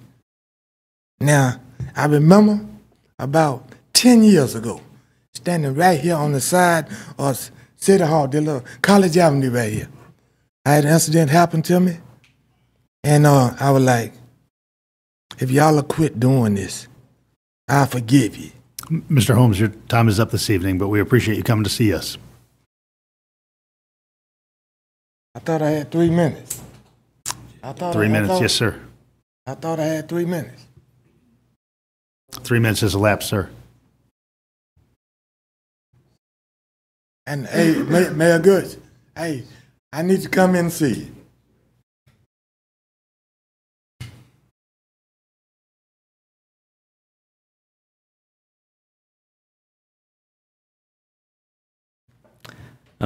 Hi, my name is Chris Dowd, and I live at 188 Northview Drive. So I'm here to talk about fare-free bus service. So I think this doesn't need to be done overnight or anything. So the major reason why I'm in favor of fare-free is because it increases ridership everywhere it's been tried. It would lead to less traffic on the roads, less CO2 pollution, enhanced mobility for everyone, increased economic activity, and reduced parking needs and road maintenance costs. And there's also a strong social justice case that can be made for it. One part of that is that I think that some people may feel that we have two classes of bus riders right now, one that rides for free and one that has to pay. Fare-free would equalize this imbalance and prevent people from feeling like they're second-class citizens, which I think sometimes does happen right now. And it would also make the system a lot easier for new riders and lower taxpayer expense per rider. So fare-free might not be appropriate everywhere, but we do know that it does work in Athens because it already is working here. So if you include UGA transit, about 95% of the bus rides in Athens are fare-free already, and it's about 60% for Athens Transit already. And there are significant costs associated with collecting fares. That's at least $100,000 a year, if not much more than that, actually. And seeing as we only get about 11% of the money to run Athens Transit from either the fare box or the ticket window, and given all the benefits I was talking about earlier, I just don't feel that the fare box really serves any public purpose in Athens. It's a really inefficient way to raise revenue, and we have ways that are more efficient than that, so I think we should use those other ways instead. So how do we get there? So fare-free for kids was a big success, and I think we should continue along those lines. So I think fare-free for city employees maybe is something that we could consider. And also fare-free for seniors is another great choice. So they already have a reduced fare, so this is an opportunity to simplify the fare structure. And you can even, okay, so you know that senior citizens, they vote. That's another good thing. They're going to love this, I think. And you can even think of it as advertising for Athens. So just by itself, it'll probably bump us up on that list of, best places to retire. It probably will. And the cost is fairly small. So we might even come out ahead as people move in with all their money, and they don't need jobs. They just want quality of life. So please consider making space for like the $70,000 or $80,000. This will be something like that in the budget for FY 2020 for fare-free for seniors. And then in FY21, we could do a fare-free trial period. I think would be awesome. I think we need to do that when there's a lot of cars on the road. So in the fall would be a great option around the election time. Anyway, my time's up. So thank you. Thank you, Mr. Dowd. Any other general public input tonight?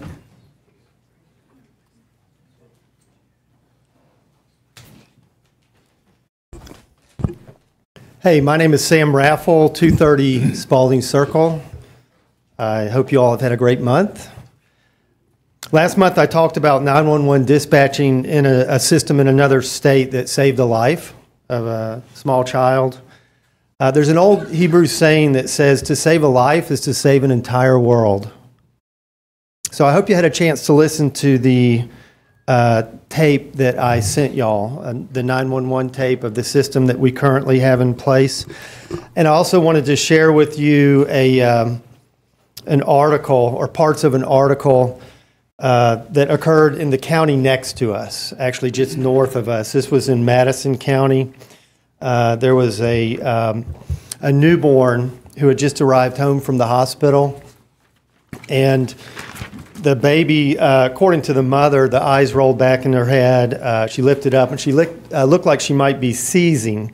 This family lived in an area that had poor cell phone reception, so they jumped in their truck with their baby and began to head toward Athens, which sounds really similar to the situation that I shared with you via that 911 tape. The father said, I just drove, panicked, searching for a signal. When I did get 911, it was Jackson County 911, and they transferred them to Madison County 911. And thank goodness it didn't come to Clarke County. Again, if you question why I say that, you can listen to that tape.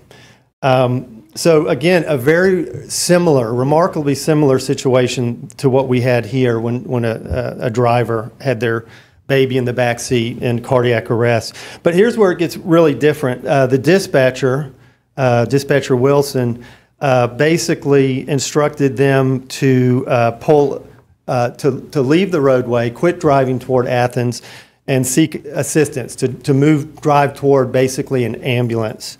The mother said, at one point, I felt my baby leave me. The paramedics took over at this point. They did make contact. The lead paramedic said it was obvious that she was in cardiac arrest. They sprang into action. They started CPR. They started bagging the baby. They got an IV line. Long story short, the paramedics said, we're all very spiritual people, and we've been through situations like that where there was not a good outcome, so we were really praying for this little one. The baby was still purple at this point, but by the time they got to the hospital, the baby was coming around, turning pink again, and the baby is doing just fine. So flash forward to the present. One of our top priorities for ASAP, actually, is that all 911 EMS emergency responses in Clarke County be handled by the state 911 dispatch center. We're also asking that all pertinent EMS response data be available to stakeholders and oversight committee meetings be open to the public. And I'll finish by saying transparency is free, especially sharing data and opening oversight committee meetings, but remaining obscure, ambiguous, and secretive can be extraordinarily costly. So thank you very much. Thank you, Mr. Raffel.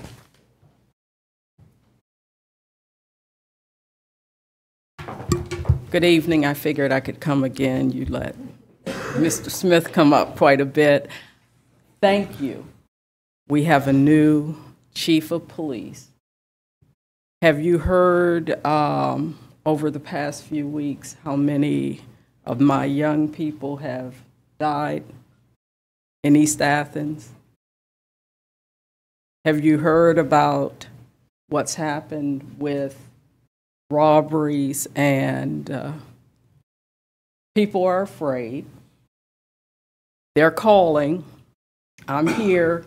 They would be very upset if I didn't say thank you for our new chief of police. But again, a lot of our ills, and I was told years ago when we let one great man leave who was great chief of police, that we would see just what we're seeing. Lack of opportunity. I was at the office on the east side at 8 o'clock Saturday night. There were little children on the playground, which they shouldn't have been because it was dark, who knocked on the door to say, bathroom. I said, no, you have to go home. I can't open this door. But they can't go to the community center in the community. There are fees to get in there. They have to have special activities or be a part of a league. We have so many missed opportunities, and it's not by accident that we've lost a lot of young people. It's a community problem. It's home, it's school. There are policies, and that's why I come to you. Policies that perpetuate the inequities. Thank you for the new chief. We look forward to a fair chance for all of the children, all of the community. That's why we're here.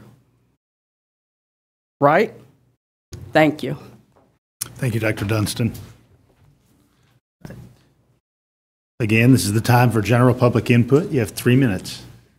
Hello, Mr. Mayor. My name is Michael Smith. I live at 147 Bryan Street. It was great to hear Dr. Dunstan speak.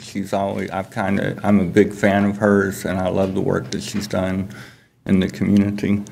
I don't have anything big to say, and I'm not going to be here when that yellow light turns on. So I just wanted to real quickly make a couple comments about SPLOST 2020. And, there's been many years of conversation about this program. And I was thinking that there's some essential elements of SPLOST 2020 that need to be worked into the build out of these programs are diversity, inclusion, affordability, accountability, and equity. And so there's different definitions here, and I'm not going to get into them tonight, but we need to try to make each building project diverse, a wide array of people, inclusive, that wide array of people participating in those programs, affordable and sustainable, both the build out of the project and the products coming out of that. but we also need accountability in both the build out of the projects and after the fact, the products. So accountability is important for not only to have efficient programs, but to have fair, diverse, inclusive programs. So I would think that it would benefit us if we had an operational analysis of the current SPLOST projects and past SPLOST projects before we agree to any bonding. In other words, building all the projects quickly.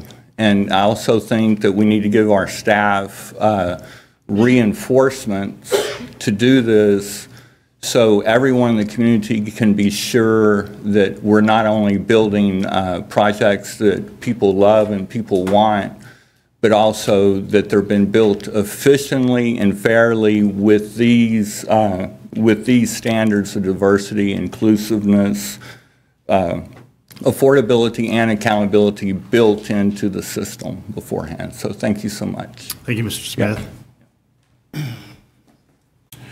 All right, good evening. My name is Rod Calloway. Stay at 360 River Chase Drive. Born here in Athens, Georgia, grew up. I came up here to talk about the North Avenue corridor. When Dr. Dunstan came up here, she kind of struck a chord with me with growing up in that east side area. I was one of those kids who grew up in that area, who went to those East Athens Boys Club and didn't have to pay a dime. And I don't think it's fair for a kid who's 5 to 14, 15 years old, who's not able to work, to have to worry about where they got to go in the evening, because it helped me out a considerable lot just by going to the Boys Club, because I had something to do after school. Because, you know, from once you get out of school to, say, when the lights go out at 7 o'clock or 8 o'clock, 9 o'clock, because that's what I grew up with, you know. Once the light go out, you had to be at home. But during that particular time, I was at the Boys Club, or I went to East Athens, or I went to Lay Park over here. And when you have that type of access for kids to go and develop skill set, you know, dealing with other kids, how to deal with problems, because once you get a certain age, you're gonna not be able to have, some kids don't have social skill nowadays, but if you have a place to go, to play, to get rid of some of that energy that you might have, you know, as a kid, you know, I think it's fair that we have something for these kids in place for these kids to have somewhere to go in the evenings, because right now they're getting in a lot of trouble. I mean, like Dr. Dunstan said, probably last, 2 to 3 weeks, we had at least 4 or 5 kids who's not even 25 yet who gotten killed. And that's not only affecting me as a black male, but it's affecting this whole community. That's affecting this whole community. But it needs something to be done, some type of, something put in place to where some kids between the 5 to 16 who are not able to work to have somewhere to go. We don't do it now, we're gonna pay for it in the end. It's definitely gonna come back to hunt us in the end. That's guaranteed. I mean, we see it every day, not in just this community, but just overall in Atlanta or other big cities. You see it constantly happening. These kids don't have anywhere to go. But I know also growing up there was the Grand Slam program. I think I read somewhere they may be bringing that back. So hopefully they're bringing that back for some of the kids to have something to do during the summer. Because I know I worked there when I was not in school. I came home, I worked there during the summer. So that way these kids have somewhere to go on the weekends. You know, a lot of kids get in trouble during the weekend. They're not going to camp. So they're going to have somewhere to go on the weekends. All right, that's all I had to say. Thank you. Thanks for coming to see us, Mr. Calloway. Any other general public input tonight? Yeah, hi, I'm Claire Bolton at 255 Oglethorpe Terrace. I wanted to speak to 2 issues that speak to housing issues in the city that should be and already are, for some of us on all of our radars, around equitable development and risk of displacement, which are always my primary concerns.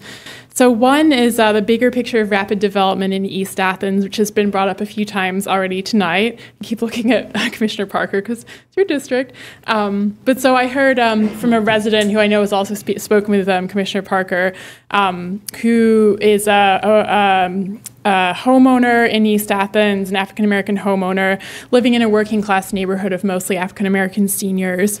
And he came to us at Athens for Everyone Housing Initiative and let us know that there's a large development project that's happening right by his house. It's really disruptive. And so we understand that people don't have to be notified when there's a development that's about to start. But I did want to highlight the need to advertise the NNI better and the opt-in system to explore options for having it not be just email-based, if it's possible for it to be potentially an opt-out system as opposed to opt-in, because it seems like people from neighborhoods like mine in Normaltown are much sort of more, they're sort of on the other side of the digital divide and are much more likely to hear about these kind of things. But in the bigger picture, I think it highlights the need for some kind of community benefits agreement to become sort of a baseline for how we do development here in Athens. And so at the basic level, a community benefit agreement is a contract signed by community groups and a real estate developer that requires a developer to provide specific amenities and or mitigations to the local community or neighborhood. So that's really helpful in areas like East Athens that are going through rapid development. We have all these people coming and talking about the concern for equitable development and the ability to stay in the neighborhood and actually stay having a thriving and a good quality of life there too. So secondly, I really wanted to start the SPLOST conversation here at the Mayor and Commission, since I know it will come to y'all eventually, one way or another. So I've been keeping my eyes really closely on the affordable housing proposal. I'm very interested in it. My basic understanding is that it will involve turning a existing low-income complex, public or private, into a mixed-income complex.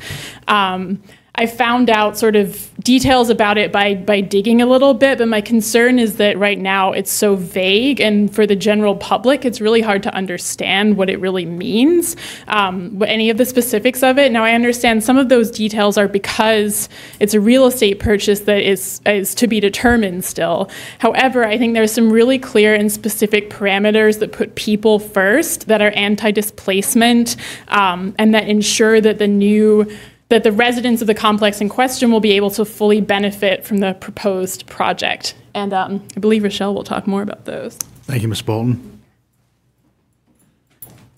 Hello. Like Claire said, I will talk about the same issues. My name is Rochelle Berry. I live at 325 South Harris Street. I've studied Black history and cities for the last 4 years. And one of the most consistent things that happens to Black folks is displacement because of urban renewal or urban development. I'm concerned with the SPLOST 2020 plan for affordable housing, and I have a number of concerns I'll attempt to outlay here. In a city with such high poverty, we need affordable housing for our most vulnerable citizens.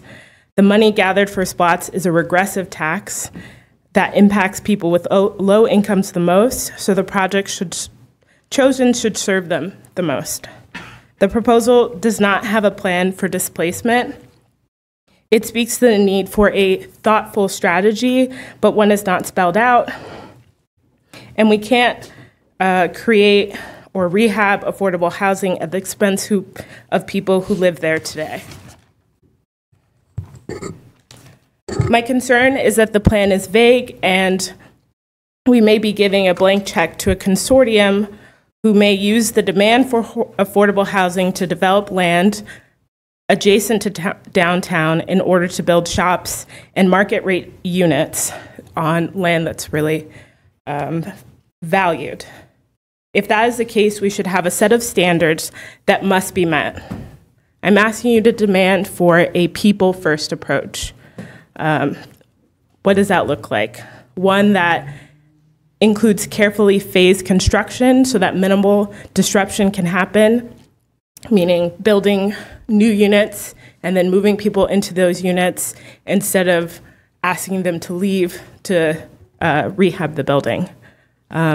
Residents of affordable housing who are displaced should be helped with relocation and have a right to return that goes until the end of their whatever lease or whatever options they have to get between building new units. We need to ensure that there is more than a one-to-one replacement of truly low-income units at AHA rates to increase the supply of affordable housing, not just build a new building that does help with the buildings that are at the end of their life, but also support developers' profits and new businesses. And I believe the Housing Authority or the city should be an equity partner with a real say in the construction and running of this project. These concerns speak to a need for a community benefits plan, and this type of plan would set standards for projects that use city money. It should include notifying neighbors of development at the least, and hiring local Athenians, sourcing from minority-owned businesses, and not disrupting neighborhoods like in District 2. Thank you, Ms. Berry. We appreciate you coming down tonight. Thank you.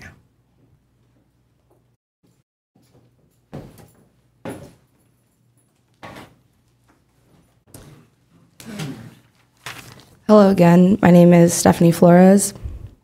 I just want to take the time to echo everything that Ms. Barrett, I don't know what was your last name, and Ms. Bolton have said, and also what Michael Smith spoke about too, those 5, I think, central tenets to any development project. I think it was, diversity, inclusion, affordability, equity, and accountability. So, yeah, I just want to echo that and say that I am in complete agreement.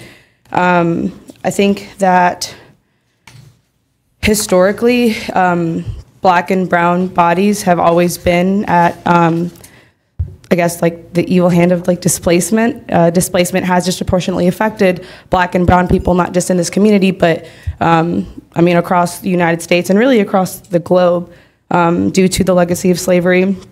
And so this is a very economically like violent and like racist society. And so what I can hope from like our town is that we can mitigate that, we can undo those constructions, and we can like work towards solutions that actually improve people's quality of life, and that don't disproportionately discriminate against one group of folks or another. And so that's something to keep in mind as we're talking about affordable housing, and as we're talking about what really ends up being displacement, whether or not there's good intentions in whatever plans, as in, like, for example, in the SPLOST plan, if there aren't good intentions, then ultimately it will benefit folks who are currently living in those homes and folks who might like come into those homes. The fact is people are going to get displaced in the process. And so we need to think about what that process looks like. I'm not really calling for anything specifically aside from what has been called for, a community development contract, community benefits plan, really anything that highlights like a community discussion and dialogue. So I think that if these plans are going to move forward, SPLOST 2020, if folks are going to have, the affordable housing plan, and if folks are going to have like other developers come in and encroach on their land, on their backyards without any forewarning, like that's a problem. Those are issues, and so if development is going to continue, we need to think about what engaging in dialogue with people who are going to be most affected actually looks like. So yeah, that's all I wanted to say. I just think that, yeah, most problems can find a solution if we sit down at the table together, but if you're not inviting people to the table to talk about these issues, to inform them, not just inform, to invite them to participate in the process, because informing somebody and then asking them what their opinion is and acknowledging the stake that they have in it is something completely different. So yeah, that's just to say that development is great, but we need to think about what equitable like dialogue looks like as well. Thank you, Ms. Flores. That's it. Any other general public input this evening? All right, we have a few items to take care of. Have just a couple of things before we move on to attorney, the auditor, the manager, and the commissioners. We have an Adopt a Highway proclamation. The adopting organization is the Whitehead Road Elementary School Safety Patrols, and they are going to be taking care of the Whitehead Road Elementary School campus and Roberts Road from Quailwood Drive to Lavender Road. So very much appreciate the work that they're doing. So thank you to Whitehead Road folks. Want to make a programming note for everybody who's here or listening this evening that we are having our policy and budget retreat this Friday at the Linden House at 9 a.m. That is an open public session. You can come to view and listen. And for commissioners, if you would submit any of those items from our short-term work plan that you had a question about or that you wanted to see discontinued to myself and the manager so that we can address those on the morning of Friday.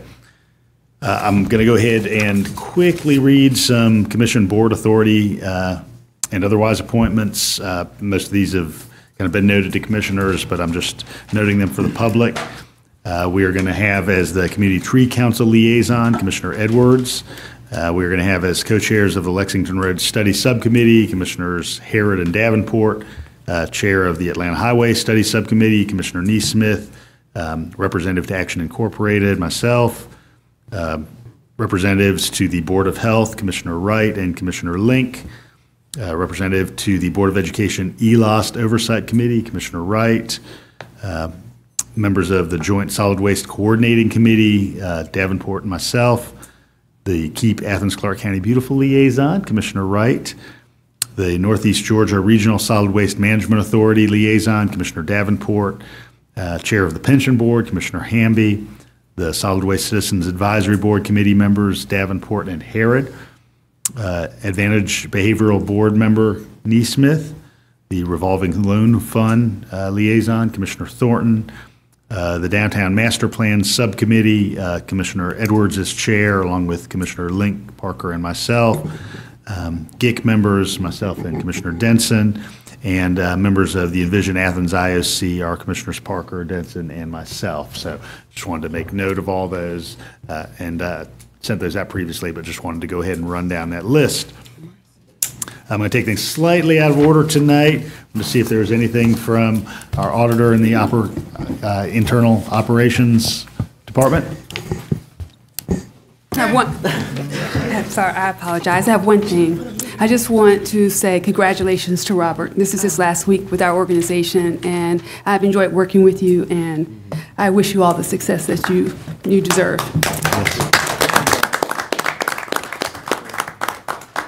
The attorney. Farewell and good luck to Robert. Thanks. All right. And then before we get to commissioners, any input from our management team? I'd like to yield the balance of my time to Mr. Hiss. We would very much like to hear from you, Mr. Hiss, as we've enjoyed having you present in these chambers for this last several years and benefited a great deal from your work. Thank you. So, Gene, do not put me on the clock. But anyway, I'll keep my comments brief because I know we still have business to take care of. I do want to have special thanks to former manager Alan Reddish and Blaine Williams for having the confidence and putting this duties and responsibilities resting with me in terms of the departments I've got to operate. And I've learned so much and appreciate this. Learned so much in this opportunity and have been so appreciative of it. This is truly a great place to work because really we work as a team. And I like to work in places where we talk about we instead of I. And that is something that I think is really part of the culture in this organization. And, our staff makes hundreds of decisions and actions every single day. And, one of the things I've been in awe about is how, we do the right things the right way. And, there's so much margin for error in every day that we wake up with the 1,700 employees that we have. And the very few mistakes that are made, it's just amazing the scope of their expertise. I've had the pleasure of working with professional, responsive, and innovative staff. They have so many ideas and ability to further your goals and in your desired directions. I think we've done a good job of reaching further and further into our organization. That's one of the things I think that all of us are very proud of in the manager's office is to reach further down into our organization to cultivate the ideas and talents and abilities of our employees who may have not had those opportunities in the past. Not only do they bring great ideas forward for you all to act on, but also for themselves, we've seen some wonderful promotional opportunities from our highest performers that in the past may have not had those types of opportunities. For the mayor and commission, Athens really is, we talk a lot about aspirational communities, but in a lot of ways, Athens is an aspirational community. We go to our conferences, and I think some of you all that go to different conferences and so forth, they always want to know, what is Athens doing? How does Athens do this? We want to know how you guys have succeeded in this area. They talk to our staff all the time about what we're doing. Our staff and commissioners, quite frankly, we are at different conferences teaching other local governments in Georgia how to be effective governments and how to be responsible governments. But, in terms of going to that next level, I see great things for this community and this government. I think that, it's important to have that vision and those goals to be an aspirational city and community. You set that direction as commissioners and the mayor, follow through on it enthusiastically. I think at the end of the day, you can never go wrong if you just care for your people. I mean, if that's your basic tenet, is what are we doing to care for people? And that can also go for employees too. But, I don't think you can ever go wrong if you keep that in the back of your mind. I've worked in different communities, and I find that this mayor and commission is a very highly functioning body. I've really enjoyed working with all of you and the ones that have rolled off the commission over the past couple of years.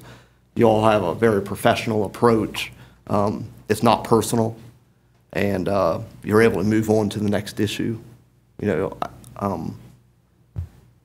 I hope that this body continues to exhibit the lost art of agreeing to disagree.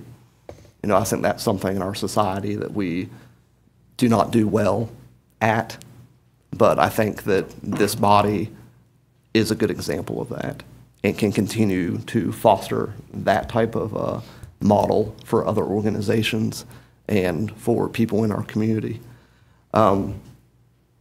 Really, as long as you continue to debate the issues and not the people, I think, you'll be positioning yourself very well. Finally, I guess, I've always wanted to work at a place I have fun. And that's one of my tenets of where I want to work is, can I have fun? And really, in the manager's office, I think we have a pretty good time. We have a good collegial atmosphere. I've always said that this was the only place I'd want to work in Georgia, and I'll continue to stand by that statement. So, I guess in conclusion, just thank you, former Mayor Denson, thank you, Mayor Gertz, thank you for the commissioners, especially Alan, Blaine, Destin, and our ever-present and reliable executive assistant, Cynthia Lambright, as well. We've formed a great team. I've really enjoyed working with my colleagues over the last 5 years, or nearly 5 years, and I'm going to enjoy looking back and watching Athens and the work that you do and the fantastic decisions and the direction that you take this community. Thank you. Robert, thank you for so much you've given.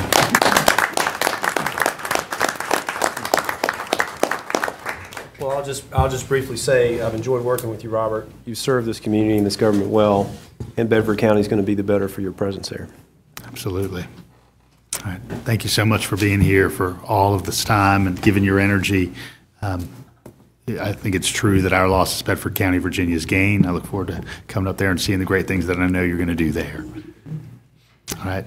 Now, as we end every voting meeting, we'll have input from commissioners. We're going to begin with Commissioner Davenport, go around the room to Commissioner Hamby. All right. How many hours y'all got? Okay, I'm going to try this. First of all, thank you, Mr. Hess. We'll surely miss you. If you're selling your home, if you'd like to donate to Athens-Clarke County as affordable, please do so. But I'd like to thank Shamika Armstrong at Code Enforcement for showing me around Doherty Street, Lord Welch at Finance to show me around at Satula, Steve Davis to show me around at IT Department, the Old Water Business Office, Jack Haggard for showing me the court, Jill Bateman for just having spent some time with me talking about First United Methodist Church, and I'll thank the Athens-Clarke County Library System. We had a wonderful time this Saturday dedicating the reopening of the Winterville Library. Miss Avita Thornton, Commissioner Avita Thornton, joined me, and it was a wonderful time. So please, if you live in the Winterville area, if you like to read books or you want to be interested or get interested in reading books for kids and adults, please go by and visit. They're now open. It's a wonderful time. Keep Athens Beautiful sent out a survey, which I recommend all the citizens to participate in, concerning littering. It's a growing problem in District 1 where people just throw trash bags and other stuff out of their car that's starting to annoy me. But please take the surveys online. Keep Athens Beautiful at accgov.com. And I would like to thank Shanice Allen for meeting me today. We should look into tiny homes. We have a work session, well, we have a retreat this Friday. So I would love to look into tiny homes. And I would like to say I'm a proud product of Grand Slam and the Boys Club. And we need to look into, I'm gonna say, we need to look into the labor by the inmates as well. I'm very concerned about that. I have some troubling information that I received, but other than that, that's it. Thanks. Mr. Parker? Thank you, Mayor Gertz. Just want to thank Robert for his service. I was really sad at the retreat where we were doing all the get to know you stuff, and I was like, man, Robert's really cool to hang out with, and realizing it's too late that we should have grabbed a beer forever ago. But best of luck on your next adventures. Thank you for all your work here. Also wanted to thank everyone who came and gave public comment tonight for and against projects in the district, as well as addressing some concerns that are growing there, particularly around gun violence and other misfortune that has befallen our community of late. I look forward to working, particularly this Friday, on ways that we can increase opportunities for youth in our community to build positive self-identity and have adulthoods that they can be happy and productive in. So let's march forward and try to embrace better opportunities for ourselves and our communities. Thank Cheers. you. Commissioner Link? Yeah, I want to say thank you, Robert. We're really, really going to miss you. It's been a real pleasure working with you, and good luck in Virginia. It's a beautiful country you'll be living in. I travel through there every summer, so I'm a little bit jealous. And I just also want to thank Mayor Gertz for signing the commitment to 100% renewable energy. I caught that news this week, and I really look forward to this body getting to work on developing the policies and programs and partnerships towards achieving that goal. It's quite literally one of the most important things we can do. And I look forward, hopefully Friday, having some of those conversations. I also look forward Friday to having some conversations about development policy as it relates to affordable housing, as it relates to transportation, as it relates to community development in general. We've had a long list of studies that have addressed this over the past decade or so. Downtown Master Plan, the Prince Avenue Study, Okokonee Studies, Workforce Housing Studies, our Bike Ped Master Plan. And not a whole lot has been implemented from those studies' recommendations. So I really look forward to us getting to work, really doing the work to come up with the new policies and design standards and programs, incentives, all kinds of things we need to develop a comprehensive plan towards development moving forward in this community to accommodate the diversity of this community. So that's all I have to say for now, and I'm looking forward to Friday. Thank you. Commissioner Wright? Thanks, Robert. It's been great working with you in committee as well as on agenda items. I wish you the best in Bedford County, Virginia. It wasn't long after your arrival, I had a department head tell me about working with you. The comment was, he's a keeper. Glad we got to keep you as long as we did, but opportunity knocks for you. I wanted to share what I think is worth sharing. I noticed in the manager's contract awards for last month that we have in our packet that our Athens-Clarke County Police Department paid for specialized training called Policing the Teen Brain.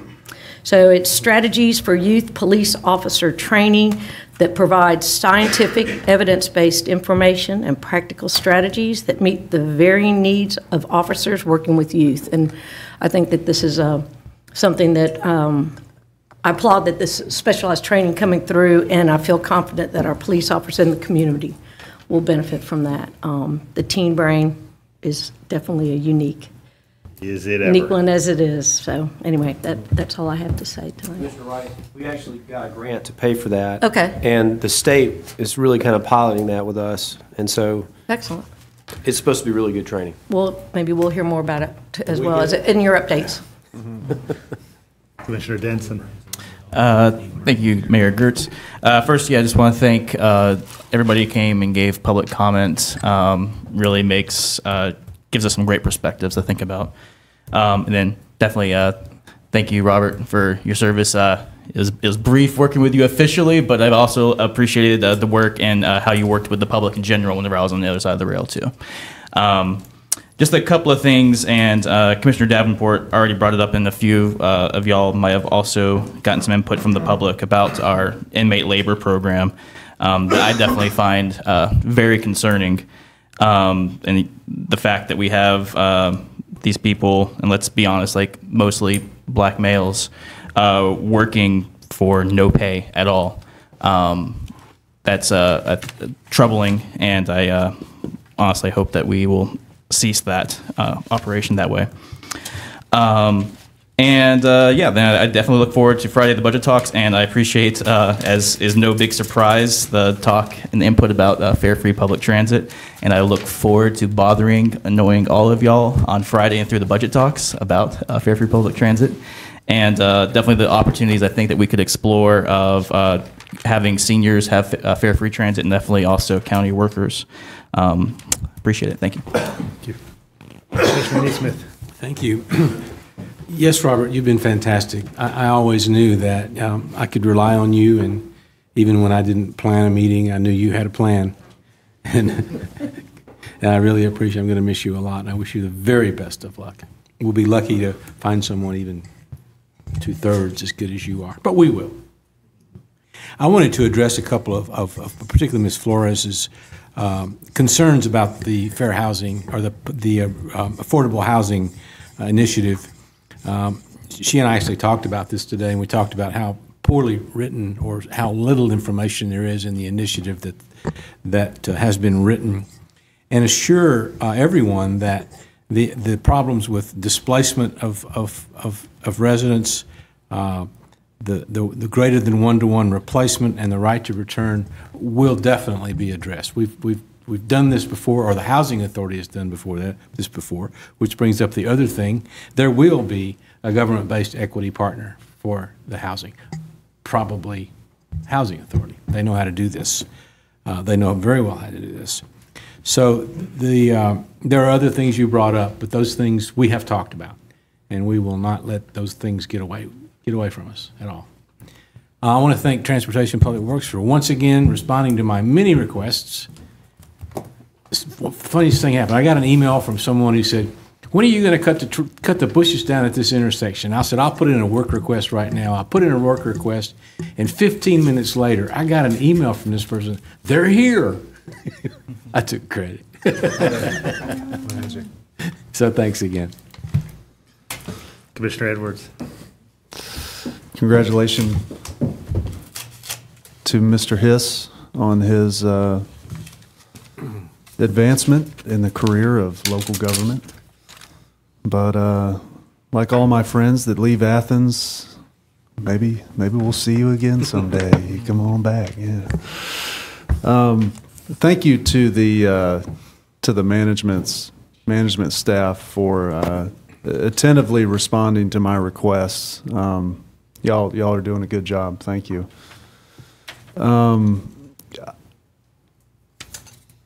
You know, hearing Mr. Callaway, I'm sorry he left, because I wanted to thank him for coming and addressing an issue that touches my heart, and it's the opportunities for children in this community, in creating spaces for children to safely enjoy life and to cultivate a love for their neighbors and the community. And I hear what he's saying, and in the budget talks on Friday, I hope that we will put in place some measures to address his concerns, because you know, not all kids have a safe place to go home to, and that that breaks my heart. And we can do something as members of this government body to create a place for these children that don't have one in their own families. So thank you, Mr. Callaway, for spotlighting that issue. Commissioner Harris. I just didn't want to take it too much time, but just to wish Robert all the best of luck, and I've enjoyed working with you, and hopefully this is not goodbye, it's merely adieu. Commissioner Thornton. I know you left because I came on as commission, didn't tell the truth. You heard about me. No, but the short time that we worked together, especially on the COC in the mornings, I got to know you a little bit better. And I think we did a trip together. You got a sense of humor. That's a good thing. It's funny, right? Yeah, you got a sense of humor.